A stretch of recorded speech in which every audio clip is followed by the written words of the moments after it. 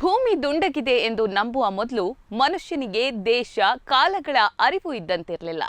ಹಗಲು ರಾತ್ರಿಗಳ ವ್ಯತ್ಯಾಸ ಕೇವಲ ಕತ್ತಲು ಬೆಳಕಿನ ಆಟದಂತಷ್ಟೇ ಎಂದು ಬಗೆದಿದ್ದ. ಕನ್ನಡದ ಆದಿಕವಿ ಪಂಪ ಹೇಳುವಂತೆ ನಿತ್ಯಂ ಪೊಸತು ಎಂಬಂತೆ ಪ್ರತಿದಿನವೂ ಅವನಿಗೆ ಹೊಸತು. ದಿನವೂ ಹೊಸತುಗಳ ಹುಡುಕಾಟದಲ್ಲೇ ಅನೇಕ ಯುಗಗಳನ್ನ ಕಳೆದು ಬಿಟ್ಟ. ಅಂದಿನ ಆಗುಹೋಗುಗಳನ್ನ ದಾಖಲಿಸುವ ಅಥವಾ ಆ ದಿನವನ್ನ ನೆನಪಿಟ್ಟುಕೊಳ್ಳುವ ಕಲ್ಪನೆ ಹುಟ್ಟಿಕೊಂಡಿದ್ದು ಒಂದು ಅಚ್ಚರಿ. ಅದರ ಮುಂದುವರೆದ ಭಾಗವಾಗಿ ಮನುಷ್ಯನಿಗೆ ದಿನಾಂಕ ತೋರಿಸುವ ಕ್ಯಾಲೆಂಡರಿನ ಅಗತ್ಯವೂ ಬೇಕು ಅಂತ ಅನಿಸಿದ ಕ್ಷಣ ಹೇಗಿರಬಹುದು? ಅದನ್ನ ನೆನಪಿಟ್ಟುಕೊಳ್ಳಬೇಕೆಂದು ಅವನಿಗೆ ಅನಿಸಿದ್ದಾದ್ರೂ ಯಾಕೆ? ಇವೆಲ್ಲ ಪ್ರಶ್ನೆಗಳನ್ನ ಹುಡುಕಿಕೊಂಡು ಹೊರಟ್ರೆ ಮನುಷ್ಯ ಅಚ್ಚರಿಗಳ ಆಗರ ಸಾಗರದಂತೆ ಕಾಣಿಸಿಬಿಡ್ತಾನೆ. ಅದೇನೇ ಇರ್ಲಿ, ಜನವರಿ 1ನೇ ತಾರೀಕು ಬಂದಾಗ ಹೊಸ ವರ್ಷವೆಂದು, ಹಾಗೆಯೇ ಡಿಸೆಂಬರ್ 31ನ್ನ ವರ್ಷದ ಕಡೆಯ ದಿನವೆಂದು ಕರೆದು ಬಿಡೋದ್ರ ನಡುವೆ ಆಗಿ ಹೋದ ಘಟನೆಗಳು ಏನೇನು, ಯಾಕಾಗಿ ಅವು ಜರುಗಿದವು, ಅದರಿಂದಾದ ಪಲ್ಲಟಗಳೇನು ಎಂಬುದು ಮುಗಿಯದ ಕುತೂಹಲ. ಆ ಕುತೂಹಲ ತಣಿಸುವ ನಿಟ್ಟಿನಲ್ಲಿ ಈ ವರ್ಷದಲ್ಲಿ ಆಗಿ ಹೋದ ಒಂದಷ್ಟು ಘಟನೆಗಳ ಸಂಕ್ಷಿಪ್ತ ಚಿತ್ರಣ ಇಲ್ಲಿದೆ ನೋಡಿ.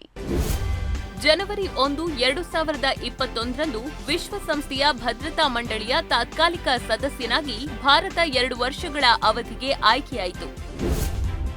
ಜನವರಿ 3ರಂದು ಭಾರತ ಕ್ರಿಕೆಟ್ ತಂಡದ ಮಾಜಿ ನಾಯಕನಿಗೆ ಲಘು ಹೃದಯಾಘಾತ. ಇದರಿಂದಾಗಿ ಗಂಗೂಲಿ ಬ್ರ್ಯಾಂಡ್ ಅಂಬಾಸಿಡರ್ ಆಗಿದ್ದ ಅದಾನಿ ವೆಲ್ಮಾರ್ ಗ್ರೂಪ್ನ ಫಾರ್ಚೂನ್ ಎಡಿಬಲ್ ಆಯಿಲ್ ಬ್ರ್ಯಾಂಡ್ನ ಆರೋಗ್ಯಕರ ಹೃದಯದ ಜಾಹೀರಾತು ಅಭಿಯಾನದ ವಿರುದ್ಧ ಟೀಕೆಗಳು ವ್ಯಕ್ತವಾದವು. ಈ ಹಿನ್ನೆಲೆಯಲ್ಲಿ ಅವರನ್ನ ಜಾಹೀರಾತಿನಿಂದ ಕೈಬಿಡಲಾಯಿತು. ಜನವರಿ 4ರಂದು ಕೃಷಿ ತಿದ್ದುಪಡಿ ಕಾಯ್ದೆಗಳ ರದ್ದತಿ ಸಂಬಂಧ ರೈತರು ಮತ್ತು ಕೇಂದ್ರದ ನಡುವೆ 7ನೇ ಸುತ್ತಿನ ಮಾತುಕತೆ ನಡೆಯಿತು.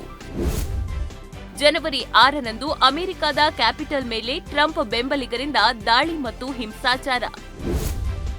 ಜನವರಿ 12ರಂದು 3 ಕೃಷಿ ತಿದ್ದುಪಡಿ ಕಾಯ್ದೆಗಳಿಗೆ ಸುಪ್ರೀಂ ಕೋರ್ಟ್ ತಡೆಯಾಜ್ಞೆ ನೀಡಿತು. ಜನವರಿ 16ರಂದು ಕೋವಿಡ್ ವಿರುದ್ಧ ಸಾಮೂಹಿಕ ಲಸಿಕಾ ಅಭಿಯಾನ ಆರಂಭ.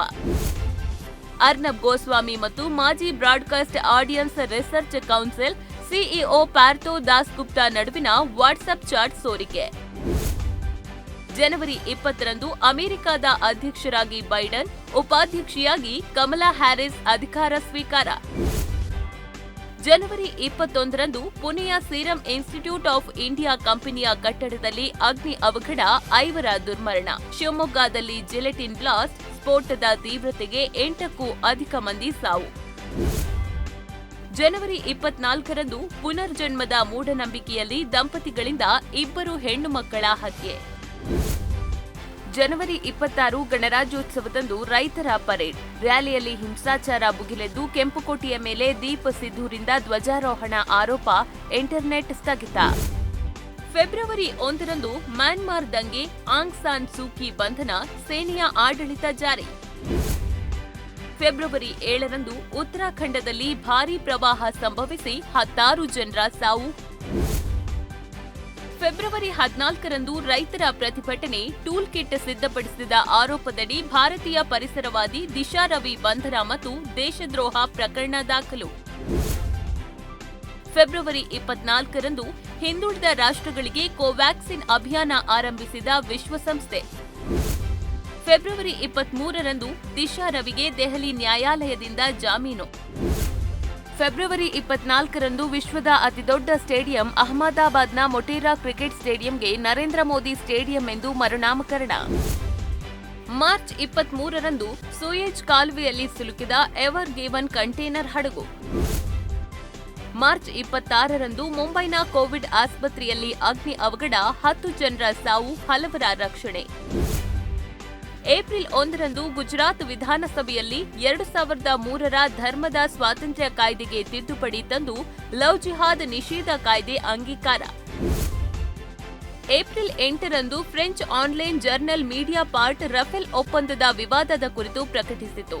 ಜೆಟ್ ತಯಾರಕರು ಭಾರತೀಯ ಮಧ್ಯವರ್ತಿಯೊಬ್ಬರಿಗೆ €1 ಮಿಲಿಯನ್ ಪಾವತಿಸಿರುವುದಾಗಿ ಆರೋಪ ಕೇಳಿಬಂದಿತು. ಏಪ್ರಿಲ್ 9ರಂದು ಬ್ರಿಟನ್ ರಾಣಿ 2ನೇಯ ಎಲಿಜಬೆತ್ ಅವರ ಪತಿ ಹಾಗೂ duke of Edinburgh prince Philip 99ನೇ ವಯಸ್ಸಿನಲ್ಲಿ ನಿಧನರಾದರು.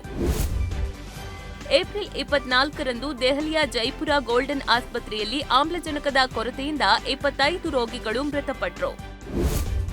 ಮೇ 1ರಂದು ಗುಜರಾತ್ನ ಭರೂಚ್ ಆಸ್ಪತ್ರೆಯಲ್ಲಿ ಅಗ್ನಿ ದುರಂತ ಸಂಭವಿಸಿ 16 ಜನರ ಸಾವು, ತಲಾ 4 ಲಕ್ಷ ರೂಪಾಯಿ ಪರಿಹಾರ ಘೋಷಿಸಿದ ವಿಜಯ್ ರೂಪಾನಿ ಸರ್ಕಾರ. ಮೇ 4ರಂದು ಪಶ್ಚಿಮ ಬಂಗಾಳದಲ್ಲಿ ನಡೆದ ಹಿಂಸಾಚಾರದ ಬಗ್ಗೆ ದ್ವೇಷಪೂರಿತ ಪೋಸ್ಟ್ ಮಾಡಿದ್ದಕ್ಕಾಗಿ ಬಾಲಿವುಡ್ ನಟಿ ಕಂಗನಾ ರನಾವತ್ ಟ್ವಿಟರ್ ಖಾತೆ ಅಮಾನತು. ಮೇ 10ರಂದು ಬಿಹಾರದ ಬಕ್ಸರ್ ಜಿಲ್ಲೆಯ ಚೌಸಾದಲ್ಲಿ ಗಂಗಾ ನದಿಯಲ್ಲಿ ಸುಮಾರು 150 ಮೃತದೇಹಗಳು ತೇಲಿಬಂದವು. ಅವು ಉತ್ತರ ಪ್ರದೇಶದಲ್ಲಿ ಮೃತಪಟ್ಟ ಕೋವಿಡ್ ರೋಗಿಗಳ ದೇಹಗಳು ಎಂದು ಶಂಕಿಸಲಾಗಿತ್ತು. ಮೇ 12ರಂದು ಗಂಗಾ ನದಿ ತೀರದಲ್ಲಿ ಸಾವಿರಾರು ಮೃತದೇಹಗಳು ತೇಲಿಬಂದವು. ಉತ್ತರ ಪ್ರದೇಶದಲ್ಲಿ ಕೋವಿಡ್ನಿಂದ ಮೃತಪಟ್ಟವರನ್ನ ಸುಡಲು ಅಥವಾ ಹೂಳಲು ಜಾಗವಿಲ್ಲದೆ ಗಂಗಾ ನದಿಗೆ ಎಸೆಯಲಾಗ್ತಿದೆ ಎಂಬ ಆರೋಪಗಳು ಕೇಳಿಬಂದವು. ದೇಶದಲ್ಲಿ ಕೋವಿಡ್ ತಡೆಗೆ ಕ್ರಮ ಕೈಗೊಳ್ಳುವಂತೆ ಹಾಗೂ ದೇಶದ ಜನರಿಗೆ ಉಚಿತವಾಗಿ ಲಸಿಕೆ ವಿತರಿಸುವಂತೆ ಆಗ್ರಹಿಸಿ 12 ವಿಪಕ್ಷಗಳು ಮೋದಿಗೆ ಪತ್ರ ಬರೆದವು. ಜೊತೆಗೆ ಸೆಂಟ್ರಲ್ ವಿಸ್ಟಾ ಮರು ಅಭಿವೃದ್ಧಿ ಯೋಜನೆಯನ್ನ ರದ್ದುಗೊಳಿಸುವಂತೆ ಒತ್ತಾಯಿಸಿದ್ರು.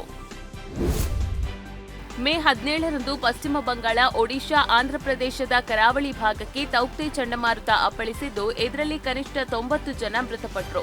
ಪಶ್ಚಿಮ ಬಂಗಾಳಕ್ಕೆ ಸ್ವತಃ ಪ್ರಧಾನಿ ಮೋದಿಯವರೇ ಭೇಟಿ ನೀಡಿ ಹಾನಿಗೊಳಗಾದ ಪ್ರದೇಶಗಳ ವೈಮಾನಿಕ ಸಮೀಕ್ಷೆ ನಡೆಸಿದ್ರು. ಆದರೆ ನೆರೆ ಪರಿಹಾರ ಮಾತ್ರ ಕಡಿಮೆ ಬಿಡುಗಡೆ ಮಾಡುವ ಮೂಲಕ ಬೆಂಗಾಲಿಗಳ ಆಕ್ರೋಶಕ್ಕೆ ಗುರಿಯಾದರು. ಮೇ 23ರಂದು ಪಂಜಾಬ್ ನ್ಯಾಷನಲ್ ಬ್ಯಾಂಕ್ ಹಗರಣ ಮಾಡಿ ಎಸ್ಕೇಪ್ ಆಗಿರುವ ಭಾರತೀಯ ವಜ್ರದ ವ್ಯಾಪಾರಿ ಮೆಹುಲ್ ಚೋಕ್ಸಿಯನ್ನ ಡೊಮಿನಿಕಾ ದೇಶದಲ್ಲಿ ಬಂಧಿಸಲಾಯಿತು. ಮೇ 25ರಂದು ಲಕ್ಷದ್ವೀಪ ಉಳಿಸಿ ಅಭಿಯಾನದ ಮೂಲಕ ಕೇಂದ್ರಾಡಳಿತ ಪ್ರದೇಶದ ಆಡಳಿತಾಧಿಕಾರಿ ಪ್ರಫುಲ್ ಖೋಡಾ ವಿರುದ್ಧ ಪ್ರತಿಭಟನೆ. ಪ್ರಫುಲ್ ಪಟೇಲ್ ಕೈಗೊಂಡ ವಿವಾದಾತ್ಮಕ ನಿರ್ಧಾರಗಳಿಂದ ಜನತೆ ರೊಚ್ಚಿಗೆದ್ರು. ಮೇ 29 ಕರ್ನಾಟಕದಲ್ಲಿ ಲಸಿಕೆ ಹಗರಣ ಸಂಬಂಧ ಆಡಿಯೋವೊಂದು ವೈರಲ್ ಆಗಿತ್ತು. ಹಗರಣದಲ್ಲಿ ಬಿಜೆಪಿ ಶಾಸಕರಾದ ಎಲ್ಎ ರವಿಸುಬ್ರಹ್ಮಣ್ಯ ಭಾಗಿಯಾಗಿದ್ದಾರೆಂಬ ಆರೋಪ ಕೇಳಿಬಂದಿತ್ತು. ಈ ಪ್ರಕರಣದ ತನಿಖೆ ನಡೆಸಬೇಕೆಂದು ಕಾಂಗ್ರೆಸ್ ಪಟ್ಟು ಹಿಡಿದು ಹೋರಾಟ ನಡೆಸಿತ್ತು. ಮೇ 31ರಂದು ಕೇಂದ್ರ ಮತ್ತು ಪಶ್ಚಿಮ ಬಂಗಾಳ ಸರ್ಕಾರದ ನಡುವಿನ ನೇಮಕಾತಿ ಜಗಳದಲ್ಲಿ ಬಂಗಾಳದ ಮುಖ್ಯ ಕಾರ್ಯದರ್ಶಿ ಅಲಪನ್ ಬಂಡೋಪಾಧ್ಯಾಯ ರಾಜೀನಾಮೆ ನೀಡಿದ್ರು. ಜೂನ್ 4ರಂದು ಭಾರತದಲ್ಲಿ 5G ಮೊಬೈಲ್ ತಂತ್ರಜ್ಞಾನ ಅನುಷ್ಠಾನದ ವಿರುದ್ಧ ಕಾನೂನು ವ್ಯಾಜ್ಯ ಹೂಡಿದ್ದ ಖ್ಯಾತ ನಟಿ ಜೂಹಿ ಚಾವ್ಲಾ ಅವರಿಗೆ ತೀವ್ರ ಮುಖಭಂಗವಾಗಿತ್ತು. ಅಲ್ಲದೆ ಅರ್ಜಿಯನ್ನ ಪ್ರಚಾರದ ತಂತ್ರ ಎಂದು ಅಭಿಪ್ರಾಯಪಟ್ಟಿದ್ದ ದೆಹಲಿ ಹೈಕೋರ್ಟ್ ಅರ್ಜಿಯನ್ನ ವಜಾಗೊಳಿಸಿ 20 ಲಕ್ಷ ರೂಪಾಯಿ ದಂಡ ವಿಧಿಸಿತು. ಜೂನ್ 13ರಂದು ಆಮ್ ಆದ್ಮಿ ಪಕ್ಷದ ಸಂಸದರು, ರಾಜ್ಯಸಭೆ ಸಮಾಜವಾದಿ ಪಕ್ಷದ ಸಂಜಯ್ ಸಿಂಗ್ ಮತ್ತು ಪವನ್ ಪಾಂಡೆ ಅವರು ಶ್ರೀರಾಮ ಜನ್ಮಭೂಮಿ ತೀರ್ಥಕ್ಷೇತ್ರ ಟ್ರಸ್ಟ್ ಅಯೋಧ್ಯೆಯ ರಾಮಮಂದಿರಕ್ಕಾಗಿ ಭೂಮಿಯನ್ನ ಖರೀದಿಸುವಲ್ಲಿ ಹಣಕಾಸಿನ ಅಕ್ರಮಗಳು ನಡೆದಿದೆ ಎಂದು ಆರೋಪಿಸಿದರು. ಜೂನ್ 13ರಂದು ಇಸ್ರೇಲ್ ಪ್ರಧಾನಿಯಾಗಿ 12 ವರ್ಷಗಳ ಕಾಲ ಸುದೀರ್ಘ ಆಡಳಿತ ನಡೆಸಿದ್ದ ಬೆಂಜಮಿನ್ ನೇತನ್ಯಾಹು ಅವರು ಅಧಿಕಾರದಿಂದ ಕೆಳಗಿಳಿದ್ರು. ಹೊಸ ಪ್ರಧಾನಿಯಾಗಿ ಬಲಪಂಥೀಯ ಯಹೂದಿ ರಾಷ್ಟ್ರೀಯವಾದಿ ನಫ್ತಾಲಿ ಬೆನೆಟ್ ಆಯ್ಕೆಯಾದರು. ಜೂನ್ 17ರಂದು ಚೀನಾದ ಟಿಯಾಂಗಾಂಗ್ ಬಾಹ್ಯಾಕಾಶ ನಿಲ್ದಾಣವನ್ನ ನಿರ್ಮಾಣ ಮಾಡುತ್ತಿದ್ದು, ಚೀನಾದ 3 ಗಗನಯಾತ್ರಿಗಳಾದ ನೀ ಹೈಶಿಂಗ್, ಲಿಯು ಬೋಮಿಂಗ್ ಮತ್ತು ಟ್ಯಾಂಗ್ ಹ್ಯಾಮ್ಗೋ ಬಾಹ್ಯಾಕಾಶ ನಿಲ್ದಾಣಕ್ಕೆ ತೆರಳಿದ್ರು. ಜೂನ್ 22ರಂದು ಶರದ್ ಪವಾರ್ ಅವರ ದೆಹಲಿಯ ನಿವಾಸದಲ್ಲಿ ರಾಷ್ಟ್ರಮಂಚ್ ಬ್ಯಾನರ್ ಅಡಿಯಲ್ಲಿ ವಿರೋಧ ಪಕ್ಷದ ನಾಯಕರ ಸಭೆ ನಡೆಯಿತು. ಇದೊಂದು ರಾಜಕೀಯೇತರ ಗುಂಪಾಗಿರಲಿದೆ ಎಂದು ಟಿಎಂಸಿ ನಾಯಕ ಯಶವಂತ ಸಿನ್ಹಾ ಹೇಳಿದರು. ಪಶುಸಂಗೋಪನೆ ಮತ್ತು ಮಧ್ಯಾಹ್ನದ ಊಟದ ಮೆನುವಿನಿಂದ ಮಾಂಸಾಹಾರಿ ಪದಾರ್ಥಗಳನ್ನ ಕೈಬಿಡಲಾಯಿತು. ಲಕ್ಷದ್ವೀಪ ಆಡಳಿತದ ಈ 2 ವಿವಾದಾತ್ಮಕ ಆದೇಶಗಳಿಗೆ ಕೇರಳ ಹೈಕೋರ್ಟ್ ಮಧ್ಯಂತರ ತಡೆಯಾಜ್ಞೆ ನೀಡಿತು. ಜೂನ್ 23ರಂದು ಜಾರಿ ನಿರ್ದೇಶನಾಲಯವು 8,441.50 ಕೋಟಿ ರೂಪಾಯಿ ಮೌಲ್ಯದ ಆಸ್ತಿಯನ್ನ ಸಾರ್ವಜನಿಕ ವಲಯದ ಬ್ಯಾಂಕ್ಗಳಿಗೆ ವರ್ಗಾಯಿಸಿದೆ. ವಿಜಯ್ ಮಲ್ಯ, ನೀರವ್ ಮೋದಿ ಮತ್ತು ಮೆಹುಲ್ ಚೋಕ್ಸಿ ಮಾಡಿದ ವಂಚನೆಗಳಿಂದ ಬ್ಯಾಂಕ್ಗಳು 22,585.83 ಕೋಟಿ ರೂಪಾಯಿ ನಷ್ಟ ಅನುಭವಿಸಿದವು. ಜೂನ್ 24ರಂದು ನರೇಂದ್ರ ಮೋದಿ ಮತ್ತು ಅಮಿತ್ ಶಾ ಜಮ್ಮು ಕಾಶ್ಮೀರದ ರಾಜಕೀಯ ನಾಯಕರನ್ನ ಭೇಟಿಯಾದರು. ಗುಪ್ಕಾರ್ ಘೋಷಣೆಗಾಗಿ ಪೀಪಲ್ಸ್ ಅಲಯನ್ಸ್ನ ಎಲ್ಲಾ ಪ್ರಮುಖ ನಾಯಕರು ಸಭೆಯಲ್ಲಿ ಭಾಗವಹಿಸಿದ್ರು. ಈ ವೇಳೆ ಮೋದಿ ಜಮ್ಮು ಕಾಶ್ಮೀರದಲ್ಲಿ ರಾಜತ್ವ ಪುನಃಸ್ಥಾಪಿಸುವ ನಿರ್ಧಾರ ಕೈಗೊಂಡರು. ಜೂನ್ 25ರಂದು ಕೇರಳದ ಮಹಿಳಾ ಆಯೋಗದ ಅಧ್ಯಕ್ಷರಾದ ಎಂಸಿ ಜೋಸೆಫಿನ್ ತಮ್ಮ ಸ್ಥಾನಕ್ಕೆ ರಾಜೀನಾಮೆ ನೀಡುತ್ತಾರೆ. ಯಾಕಂದ್ರೆ ಜೂನ್ 23ರಂದು ಮನೋರಮಾ ನ್ಯೂಸ್ನಲ್ಲಿ ಪ್ರಸಾರವಾದ ಲೈವ್ ಶೋನಲ್ಲಿ ಕೌಟುಂಬಿಕ ದೌರ್ಜನ್ಯದ ಬಗ್ಗೆ ಮಹಿಳೆಯೊಬ್ಬರು ದೂರು ನೀಡಿದ್ರು. ಸಮಸ್ಯೆಯನ್ನ ಬಗೆಹರಿಸದ ಕಾರಣ ನೈತಿಕ ಹೊಣೆ ಹೊತ್ತು ರಾಜೀನಾಮೆ ನೀಡಿದ್ರು. ಜುಲೈ 1ರಂದು 7 ಯುರೋಪ್ ರಾಷ್ಟ್ರಗಳು ಸೀರಂ ಇನ್ಸ್ಟಿಟ್ಯೂಟ್ ಆಫ್ ಇಂಡಿಯಾ ಉತ್ಪಾದಿಸಿದ ಕೋವಿಶೀಲ್ಡ್ ಲಸಿಕೆಗೆ ಮಾನ್ಯತೆ ನೀಡಿತು. ಈ ಮಧ್ಯೆ ಜರ್ಮನಿಯು ಭಾರತೀಯರಿಗೆ ಪ್ರಯಾಣ ನಿರ್ಬಂಧ ಹೇರಿತು. ಜುಲೈ 4ರಂದು ಪುಷ್ಕರ್ ಸಿಂಗ್ ಧಾಮಿ ಉತ್ತರಾಖಂಡದ 11ನೇ ಸಿಎಂ ಆಗಿ ಆಯ್ಕೆಯಾದರು. ಜುಲೈ 5ರಂದು ಭೀಮಾ ಕೊರೆಂಗಾವ್ ಹಿಂಸಾಚಾರಕ್ಕೆ ಸಂಬಂಧಿಸಿದಂತೆ ಬಂಧಿತರಾಗಿದ್ದ ಜೆಸ್ಯೂಟ್ ಪಾದ್ರಿ ಮತ್ತು ಬುಡಕಟ್ಟು ಹಕ್ಕುಗಳ ಕಾರ್ಯಕರ್ತ ಸ್ಟ್ಯಾನ್ ಸ್ವಾಮಿ ಮುಂಬೈನ ಜೈಲಿನಲ್ಲಿ ನಿಧನರಾದರು. ಜುಲೈ 7ರಂದು ಕೇಂದ್ರ ಸಚಿವ ಸಂಪುಟ ಪುನರ್ರಚನೆ, ಡಿವಿ ಸದಾನಂದಗೌಡ ಸೇರಿ 12 ಸಚಿವರ ರಾಜೀನಾಮೆ, 43 ಹೊಸ ಮುಖಗಳಿಗೆ ಮೋದಿ ಸಂಪುಟದಲ್ಲಿ ಮಣೆ. ಜುಲೈ 18ರಂದು ಕೇಂದ್ರ ಸರ್ಕಾರದ ಮೇಲೆ ಪೆಗಾಸಸ್ ಬಳಸಿ ಪ್ರಮುಖ ರಾಜಕಾರಣಿಗಳು ಪತ್ರಕರ್ತರ ಮೇಲೆ ಕಣ್ಗಾವಲಿರಿಸಿದ್ದ ಆರೋಪ ಕೇಳಿಬಂತು. ಜುಲೈ 19ರಂದು ಅಶ್ಲೀಲ ಚಿತ್ರ ತಯಾರಿಸುತ್ತಿದ್ದ ಆರೋಪದಡಿ ಬಾಲಿವುಡ್ ನಟಿ ಶಿಲ್ಪಾ ಶೆಟ್ಟಿ ಪತಿ ರಾಜ್ ಕುಂದ್ರಾ ಬಂಧನ. ಜುಲೈ 24ರಂದು ಟೋಕಿಯೋ ಒಲಿಂಪಿಕ್ಸ್ನಲ್ಲಿ ಭಾರತೀಯ ವೈಟ್ ಲಿಫ್ಟ್ನಲ್ಲಿ ಮೀರಾಬಾಯಿ ಚಾನು ಬೆಳ್ಳಿ ಪದಕ ಗೆದ್ರು. ಜುಲೈ 26ರಂದು ಸಿಎಂ ಸ್ಥಾನಕ್ಕೆ ಬಿಎಸ್ ಯಡಿಯೂರಪ್ಪ ರಾಜೀನಾಮೆ. ಜುಲೈ 28ರಂದು ಸಿಎಂ ಆಗಿ ಬಸವರಾಜ ಬೊಮ್ಮಾಯಿ ಅಧಿಕಾರ ಸ್ವೀಕಾರ. ಆಗಸ್ಟ್ 1ರಂದು ಟೋಕಿಯೋದಲ್ಲಿ ನಡೆದ ಒಲಿಂಪಿಕ್ಸ್ನ ಬ್ಯಾಡ್ಮಿಂಟನ್ನಲ್ಲಿ ಪಿವಿ ಸಿಂಧು ಕಂಚಿನ ಪದಕ ಗೆದ್ರು. ದೆಹಲಿಯಲ್ಲಿ ನೀರು ತರಲು ಹೋಗಿದ್ದ 9 ವರ್ಷದ ದಲಿತ ಬಾಲಕಿಯ ಮೇಲೆ ಹಿಂದೂ ಅರ್ಚಕ ಸೇರಿ 4ರಿಂದ ಅತ್ಯಾಚಾರ, ಬಾಲಕಿಯ ಮೃತದೇಹ ಸುಟ್ಟು ಹಾಕಿದ ದುಷ್ಕರ್ಮಿಗಳು. ಆಗಸ್ಟ್ 4ರಂದು ಟೋಕಿಯೋ ಒಲಿಂಪಿಕ್ಸ್ನ ವೆಲ್ಟರ್ ವೈಟ್ ವಿಭಾಗದಲ್ಲಿ ಭಾರತೀಯ ಬಾಕ್ಸರ್ ಲೋವ್ಲಿನಾ ಬಾರ್ಗೊಹೈನ್ ಕಂಚಿನ ಪದಕವನ್ನ ಗೆದ್ರು. ಆಗಸ್ಟ್ 5ರಂದು ಟೋಕಿಯೋ ಒಲಿಂಪಿಕ್ಸ್ನ ಹಾಕಿಯಲ್ಲಿ ಭಾರತದ ಪುರುಷರ ತಂಡ ಕಂಚಿನ ಪದಕ ಗೆದ್ದಿತು. ಕುಸ್ತಿಪಟು ರವಿಕುಮಾರ್ ದಾಹಿಯಾ ಬೆಳ್ಳಿ ಪದಕವನ್ನ ಗೆದ್ರು. ಆಗಸ್ಟ್ 7ರಂದು ಭಾರತದ ಅಥ್ಲೇಟ್ ನೀರಜ್ ಚೋಪ್ರಾ ಜಾವೆಲಿನ್ ಎಸೆತದಲ್ಲಿ ಚಿನ್ನದ ಪದಕ ಗೆದ್ರು. ಆಗಸ್ಟ್ 11ರಂದು ರಾಹುಲ್ ಗಾಂಧಿ ಹಾಗೂ ಅಜಯ್ ಮಾಕನ್ ರಣದೀಪ್ ಸುರ್ಜೇವಾಲಾ ಟ್ವಿಟರ್ ಬ್ಲಾಗ್. ಲೋಕಸಭೆ ಮತ್ತು ರಾಜ್ಯಸಭೆ ಅಧಿವೇಶನಗಳನ್ನು ನಿಗದಿತ ದಿನಾಂಕಕ್ಕಿಂತ ಮುಂಚಿತವಾಗಿ ಮುಕ್ತಾಯ. ಆಗಸ್ಟ್ 15ರಂದು ಅಫ್ಘಾನನ್ನ ತಾಲಿಬಾನ್ ವಶಕ್ಕೆ ಪಡೆಯಿತು. ಇದರಿಂದಾಗಿ ಲಕ್ಷಾಂತರ ಜನರು ದೇಶ ತೊರೆದರು. ಆಗಸ್ಟ್ 24ರಂದು ಮೈಸೂರಿನ ಚಾಮುಂಡಿ ಬೆಟ್ಟದ ತಪ್ಪಲಿನಲ್ಲಿರುವ ಲಲಿತಾದ್ರಿಪುರ ಬಳಿ ಎಂಬಿಎ ವಿದ್ಯಾರ್ಥಿನಿಯ ಮೇಲೆ ಸಾಮೂಹಿಕ ಅತ್ಯಾಚಾರ. ಆಗಸ್ಟ್ 28ರಂದು ಹರಿಯಾಣದಲ್ಲಿ ರೈತರ ಮೇಲೆ ಪೊಲೀಸರು ಲಾಠಿ ಚಾರ್ಜ್ ನಡೆಸಿದ್ರು. ಘಟನೆಯಲ್ಲಿ 10 ಜನರಿಗೆ ಗಂಭೀರ ಗಾಯಗಳಾದವು. ಆಗಸ್ಟ್ 29ರಂದು ಟೋಕಿಯೋ ಒಲಿಂಪಿಕ್ಸ್ನಲ್ಲಿ ಭಾರತೀಯ ಪ್ಯಾರಾಥ್ಲೀಟ್ ಭಾವನಾ ಪಟೇಲ್ ಟೇಬಲ್ ಟೆನ್ನಿಸ್ನಲ್ಲಿ ಬೆಳ್ಳಿ ಪದಕ ಗೆದ್ರು. ಎನ್ಕೆ ನಿಷಾದ್ ಕುಮಾರ್ ಹೈಜಂಪ್ನಲ್ಲಿ ಬೆಳ್ಳಿ, ಡಿಸ್ಕಸ್ ಥ್ರೋನಲ್ಲಿ ವಿಕೆ ವಿನೋದ್ ಕಂಚಿನ ಪದಕವನ್ನ ಗೆದ್ರು. ಸೆಪ್ಟೆಂಬರ್ 11ರಂದು ಗುಜರಾತ್ ಸಿಎಂ ಸ್ಥಾನಕ್ಕೆ ವಿಜಯ್ ರೂಪಾನಿ ರಾಜೀನಾಮೆ. ಸೆಪ್ಟೆಂಬರ್ 7ರಂದು ವಿಶ್ವದಲ್ಲೇ ಪ್ರಪ್ರಥಮ ಬಾರಿಗೆ ದಕ್ಷಿಣ ಅಮೆರಿಕದ ರಾಷ್ಟ್ರವಾದ ಎಲ್ ಸಲ್ವಾಡಾರ್ ಬಿಟ್ಕಾಯಿನ್ ಅನ್ನ ಅಧಿಕೃತ ಎಂದು ಘೋಷಿಸಿತು. ಸೆಪ್ಟೆಂಬರ್ 16ರಂದು ಎಲಾನ್ ಮಸ್ಕ್ ಕಂಪನಿಯಾದ ಸ್ಪೇಸ್ ಎಕ್ಸ್ ತನ್ನ ಮೊದಲ ಸಂಪೂರ್ಣ ನಾಗರಿಕ ಮೆಷಿನ್ ಆದ ಇನ್ಸ್ಪಿರೇಷನ್ 4 ಅನ್ನ ಸೆಪ್ಟೆಂಬರ್ನಲ್ಲಿ ಹಾರಿಸಿತು. ಸೆಪ್ಟೆಂಬರ್ 18ರಂದು ಪಂಜಾಬ್ನಲ್ಲಿ ಸಿಎಂ ಸ್ಥಾನಕ್ಕೆ ಅಮರಿಂದರ್ ಸಿಂಗ್ ರಾಜೀನಾಮೆ. ಸೆಪ್ಟೆಂಬರ್ 20ರಂದು ಪಂಜಾಬ್ನ ಮೊದಲ ದಲಿತ ಸಿಎಂ ಆಗಿ ಚರಣ್ಜಿತ್ ಸಿಂಗ್ ಚಿನ್ನಿ ಅಧಿಕಾರ ಸ್ವೀಕಾರ.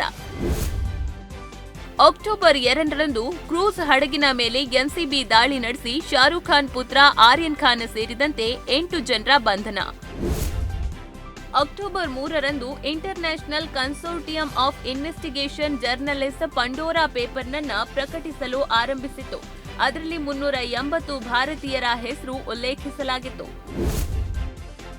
ಲಖೀಂಪುರ ಖೇರಿ ಹಿಂಸಾಚಾರ ಘಟನೆಯಲ್ಲಿ 4 ರೈತರು ಸೇರಿ 8 ಜನರ ಸಾವು. ಪ್ರಕರಣದಲ್ಲಿ ಕೇಂದ್ರ ಸಚಿವ ಅಜಯ್ ಕುಮಾರ್ ಮಿಶ್ರಾ ಪುತ್ರ ಆಶೀಶ್ ಮಿಶ್ರಾ ಭಾಗಿಯಾಗಿದ್ದಾನೆಂದು ಆರೋಪಿಸಲಾಗಿತ್ತು. ಈ ಹಿನ್ನೆಲೆಯಲ್ಲಿ ಪೊಲೀಸರು ಆತನನ್ನ ಬಂಧಿಸಿದ್ರು. ಅಕ್ಟೋಬರ್ 8ರಂದು ಸಾಲದ ಸುಲಿಗೆ ಸಿಲುಕಿದ್ದ ಏರ್ ಇಂಡಿಯಾವನ್ನ ಖರೀದಿಸಿದ ಟಾಟಾ ಸಂಸ್ಥೆ. ಅಕ್ಟೋಬರ್ 10ರಂದು ದೇಶದಲ್ಲಿ ಕಲ್ಲಿದ್ದಲು ಕೊರತೆಯಿಂದಾಗಿ 8 ರಾಜ್ಯಗಳಲ್ಲಿ ವಿದ್ಯುತ್ ಸಮಸ್ಯೆ ಉಂಟಾಗಿತ್ತು. ಅಕ್ಟೋಬರ್ 16ರಂದು ಕೇರಳದ ಹೈರೇಂಜ್ ಪ್ರದೇಶದಲ್ಲಿ ಭಾರೀ ಮಳೆಯಿಂದ ಪ್ರವಾಹ ಉಂಟಾಗಿದ್ದು, ಅದರಲ್ಲಿ ಭೂಕುಸಿತ ಸಂಭವಿಸಿತ್ತು. ಇದರಿಂದಾಗಿ 42 ಜನರು ಮೃತಪಟ್ಟಿದ್ರು. ಅಂದಾಜು 200 ಕೋಟಿ ರೂಪಾಯಿ ಮೌಲ್ಯದ ಆಸ್ತಿ ನಷ್ಟವಾಗಿದೆ ಎಂದು ಅಂದಾಜಿಸಲಾಗಿದೆ. ಅಕ್ಟೋಬರ್ 19ರಂದು ಉತ್ತರಾಖಂಡದ ಕುಮಾಓನ್ ಪ್ರದೇಶದಲ್ಲಿ ಧಾರಾಕಾರ ಮಳೆ, ಭೂಕುಸಿತಕ್ಕೆ 64 ಜನ ಬಲಿ. ಅಕ್ಟೋಬರ್ 26ರಂದು ಸೇನಾ ಮಾಹಿತಿ ಸೋರಿಕೆಯಡಿ ಕೇಂದ್ರೀಯ ತನಿಖಾ ದಳವು 2 ನಿವೃತ್ತ ನೌಕಾಪಡೆಯ ಅಧಿಕಾರಿಗಳನ್ನು ಬಂಧಿಸಿದೆ. ಬಾಂಗ್ಲಾದಲ್ಲಿ ಹಿಂದೂ ಮುಸ್ಲಿಂ ಕೋಮು ಗಲಭೆಗಳು ನಡೆದ ನಂತರ ತ್ರಿಪುರಾದಲ್ಲಿ ವಿಶ್ವ ಹಿಂದೂ ಪರಿಷತ್ ಮಸೀದಿಯನ್ನ ಧ್ವಂಸಗೊಳಿಸಿತು. ಅಕ್ಟೋಬರ್ 27ರಂದು ಪೆಗಾಸಸ್ ಹಗರಣದ ಬಗ್ಗೆ ತನಿಖೆಗೆ ಸ್ವತಂತ್ರ ಸಮಿತಿ ರಚಿಸುವಂತೆ ಸುಪ್ರೀಂ ಕೋರ್ಟ್ ಕೇಂದ್ರ ಸರ್ಕಾರಕ್ಕೆ ಸೂಚಿಸಿತು. ಅಕ್ಟೋಬರ್ 29ರಂದು ಪವರ್ ಸ್ಟಾರ್ ಪುನೀತ್ ರಾಜ್ಕುಮಾರ್ ನಿಧನ. ಅಂತಿಮ ದರ್ಶನಕ್ಕೆ ಆಗಮಿಸಿದ ಲಕ್ಷಾಂತರ ಮಂದಿ. 3 ದಿನಗಳವರೆಗೆ ಶೋಕ ಸಾಗರದಲ್ಲಿ ಮುಳುಗಿದ ಕರ್ನಾಟಕ. ನವೆಂಬರ್ 1ರಂದು ಸಮಾಜಕ್ಕಾಗಿ ಎಂಬ ಧ್ಯೇಯದೊಂದಿಗೆ ಆರಂಭವಾದ ಕನ್ನಡ ಒನ್ ನ್ಯೂಸ್ ಚಾನೆಲ್ ಅನ್ನ ಸುಪ್ರೀಂ ಕೋರ್ಟ್ನ ನಿವೃತ್ತ ನ್ಯಾಯಮೂರ್ತಿ ಸಂತೋಷ್ ಹೆಗ್ಡೆ ಉದ್ಘಾಟಿಸಿದ್ರು. ನವೆಂಬರ್ 19ರಂದು 3 ಕೃಷಿ ಕಾಯ್ದೆಗಳನ್ನು ರದ್ದುಗೊಳಿಸುವುದಾಗಿ ಪ್ರಧಾನಿ ನರೇಂದ್ರ ಮೋದಿ ಘೋಷಣೆ ಮಾಡಿ ರೈತರ ಕ್ಷಮೆಯಾಚಿಸಿದ್ರು. ತೆಲಂಗಾಣದಲ್ಲಿ ಭಾರೀ ಮಳೆಗೆ ಕನಿಷ್ಠ 29 ಜನರು ಮೃತಪಟ್ಟರು. ನವೆಂಬರ್ 24ರಂದು ಹಲವು ರಾಜ್ಯಗಳಲ್ಲಿ ಟೊಮ್ಯಾಟೊ ದರ 100 ರೂಪಾಯಿಯ ಗಡಿ ದಾಟಿತು. ಡಿಸೆಂಬರ್ 2ರಿಂದ 6ನೇ ತಾರೀಕಿನವರೆಗೆ ಆಂಧ್ರ, ಪಶ್ಚಿಮ ಬಂಗಾಳ ಮತ್ತು ಒಡಿಶಾಗೆ ಅಪ್ಪಳಿಸಿದ ಜಾವದ್ ಚಂಡಮಾರುತ. ಲಕ್ಷಾಂತರ ರೂಪಾಯಿ ಮೌಲ್ಯದ ಆಸ್ತಿ-ಪಾಸ್ತಿ ಹಾನಿ. ಡಿಸೆಂಬರ್ 4ರಂದು ನಾಗಾಲ್ಯಾಂಡ್ನ ಮೋನ್ ಜಿಲ್ಲೆಯಲ್ಲಿ ನಾಗರಿಕರ ಹತ್ಯೆಗೈದ ಸೇನೆ. ಭಯೋತ್ಪಾದಕರೆಂದು ತಪ್ಪಾಗಿ ಭಾವಿಸಿ ಗುಂಡಿನ ಸುರಿಮಳೆಗೈದಿದ್ದ ಭಾರತೀಯ ಸೇನೆ. ಘಟನೆಯಲ್ಲಿ 15 ಜನರ ಸಾವು. ಡಿಸೆಂಬರ್ 7ರಂದು ಮಧ್ಯಪ್ರದೇಶದ ಕ್ಯಾಥೋಲಿಕ್ ಮಿಷನರಿ ಶಾಲೆ ಮೇಲೆ ಹಿಂದುತ್ವವಾದಿಗಳ ದಾಳಿ. ಡಿಸೆಂಬರ್ 8ರಂದು ತಮಿಳುನಾಡಿನ ನೀಲಗಿರಿ ಜಿಲ್ಲೆಯ ಕುನೂರು ಬಳಿ ಹೆಲಿಕಾಪ್ಟರ್ ದುರಂತ. ರಕ್ಷಣಾ ಸಿಬ್ಬಂದಿ ಬಿಪಿನ್ ರಾವತ್ ಸೇರಿ 12 ಜನರ ದುರ್ಮರಣ. ಡಿಸೆಂಬರ್ 9ರಂದು ಕೇಂದ್ರ ಸರ್ಕಾರ ರೈತರ ಬೇಡಿಕೆಯನ್ನ ಈಡೇರಿಸುವುದಾಗಿ ಒಪ್ಪಿಗೆ ನೀಡಿದಂತ ಅನ್ನದಾತರು ಪ್ರತಿಭಟನೆ ಹಿಂಪಡೆದ್ರು. ಡಿಸೆಂಬರ್ 13ರಂದು ಭಾರತೀಯ ರೂಪದರ್ಶಿ ಹರ್ನಾಜ್ ಸಂಧು ವಿಶ್ವ ಸುಂದರಿ ಪ್ರಶಸ್ತಿ ಮುಡಿಗೇರಿಸಿಕೊಂಡ್ರು. ಡಿಸೆಂಬರ್ 26ರಂದು ದಕ್ಷಿಣ ಆಫ್ರಿಕಾದಲ್ಲಿ ವರ್ಣಭೇದ ನೀತಿಯನ್ನ ಕೊನೆಗೊಳಿಸಲು ಹೋರಾಡಿದ ನೊಬೆಲ್ ಶಾಂತಿ ಪ್ರಶಸ್ತಿ ಪುರಸ್ಕೃತ ಆರ್ಚ್ ಬಿಷಪ್ ಡೆಸ್ಮಂಡ್ ಟೂಟು ತಮ್ಮ 90ನೇ ವಯಸ್ಸಿನಲ್ಲಿ ಇಹಲೋಕ ತ್ಯಜಿಸಿದ್ರು. ಡಿಸೆಂಬರ್ 27ರಂದು ಚಂಡೀಗಢ ಮುನ್ಸಿಪಲ್ ಕಾರ್ಪೊರೇಷನ್ ಎಲೆಕ್ಷನ್ನಲ್ಲಿ ಆಮ್ ಆದ್ಮಿ ಪಕ್ಷವು 14 ಸ್ಥಾನಗಳಲ್ಲಿ ಜಯಭೇರಿ ಬಾರಿಸಿತು.